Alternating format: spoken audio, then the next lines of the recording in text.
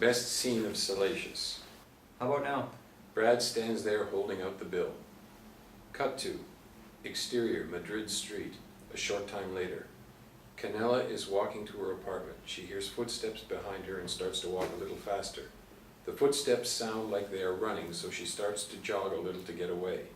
The chase gets more intense until the footsteps stop and we hear a man yell in pain. Canela stops when she hears this. Hello?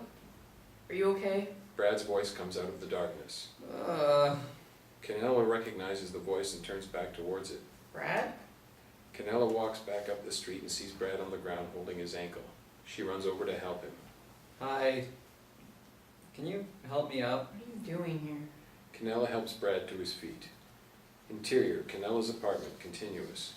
The front door swings open and Canela helps Brad in, his arm over her shoulder for support. He limps over to the couch and falls onto it.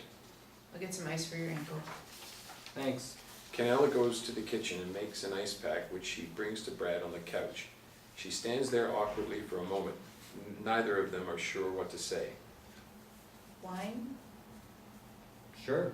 Canela goes back to the kitchen to get the wine and Brad looks around the apartment. It is a modest place, but impeccably decorated, showing a lot of style.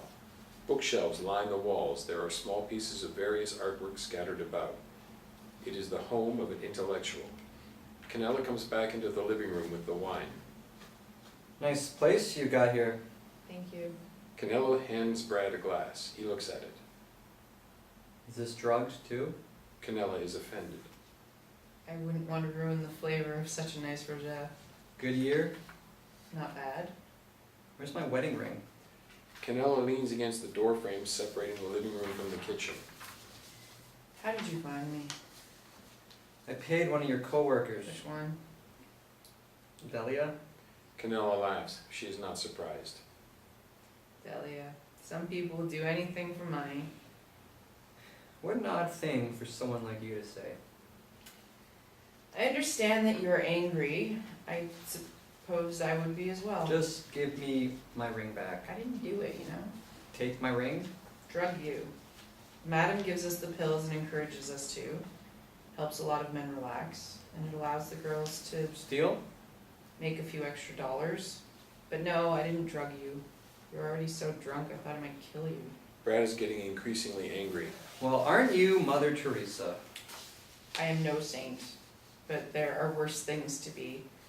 I give pleasure to men and sometimes women, and the things I take can be replaced. So you're an existentialist too?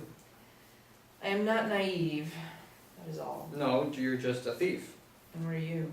Brad becomes suddenly irate. Give me back my fucking ring! Canela is startled but remains composed and silent. After a moment she sets down her glass and turns, leaving Brad there on the couch by himself, seething and confused. He looks around, not sure what he should do. Should he leave? After a few moments she comes back into the room wearing nothing but a kimono. She picks up her wine glass. I need to take a bath, you can let yourself out. Canela leaves to take her bath. Brad spends a moment on the couch contemplating what to do next. He pulls out his phone. Nothing new from Laura. The last text she sent him was from months ago. It reads, "Okay." Many of the others are written in the same short tone. Interior, Canela's bathroom, continuous. Canela enters the room and sets down her glass, then leans down and starts the bath water. When she straightens up, Brad is standing in the doorway. I thought you might need some help. Canela looks at Brad, then turns away. Thought I told you to leave. Brad steps into the room so that he's right behind Canela. His hands move to her shoulders as he helps her remove her robe. He takes in her body, moving his hands across her shoulders tentatively. Her body reacts, reveling in his touch. She pulls away and gets into the bath. Brad pulls off his shirt a little awkwardly and then undoes his pants, taking those off as well. He slips into the bath behind Canela. I hope you don't mind if I join you. Canela smiles. Isn't it a little late for that? I can help you wash. Brad picks up a washcloth and a bar of soap and begins washing Canela. After a few moments he speaks. You have quite a lot of books. I like to read. Sartre? I enjoy philosophy, literature too. Cervantes? Borgia? Hemingway? You seem to have studied my shelves pretty well. I like books. Me too. How did you... How did I become a prostitute? Yes. I was a student. and then I fell in love with this man. He's a bit older than me. I was sure that it was something that would last. I suppose that's what young people think. Like they invented it, being in love. No one can tell them that it's not the real thing. It's just infatuation. Anyway, we were supposed to be married, but a few weeks before he called it off. He said he didn't want to be with me, to be tied down. I was penniless, just a poor student. His friend from school told me she could help me. She was always so well dressed, seemed to have it all together. So I went with her to the brothel and met Madame Julia. I had no misgivings about it. Not morally, I enjoyed it actually. I am good at it. Not just the sex. Anyone can do sex. Anyone can do it. There's a certain art to making people feel like they are special. Like me? Canela smiles at Brad. I don't know.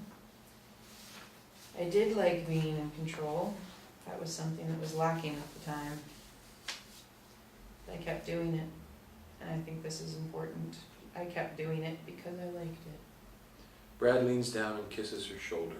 Listen to me. Talk, talk, talk. I don't mind. You wanted to kill me a minute ago. I'm sorry. Brad realizes something. You know, that was the first time I've yelled at anyone. I don't know how long.